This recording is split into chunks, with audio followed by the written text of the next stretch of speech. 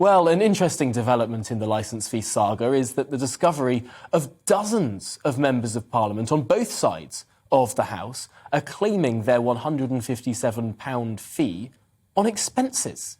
A Freedom of Information request found that some 33 sitting MPs bill the taxpayer for a TV licence in their offices, including no less than 6 Labour frontbenchers and even some staunch BBC critics on the Conservative benches.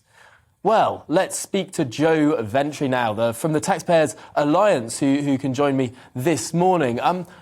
First of all, are you surprised that so many MPs are claiming what is in effect a tax on the taxpayer? Well, I think it is a bit of a surprise, Tom. I mean, as we know, taxpayers pay well over the odds for MPs as it is, not only in their salaries, but in the expenses that they claim in general. And I think the fact that they are offloading their TV licenses on taxpayers will be a bit of a sting for most people to find out.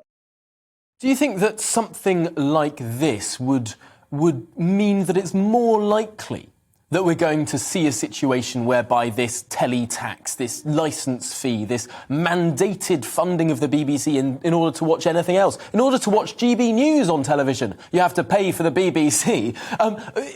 Is it in your view that this is a situation that cannot go on for much longer? It is, Tom, and I think, the freeze is certainly a step in the right direction. I think it's an acknowledgement of the fact that £159 a year is a significant amount of money for a lot of people, particularly with the incoming cost of living crisis that taxpayers are facing this year. But I think, it is encouraging that we've had those sort of preliminary acknowledgements from the Culture Secretary that the current funding model for the BBC is just way past its sell-by date. I mean, let's not forget the licence fee isn't exactly held in very high regard.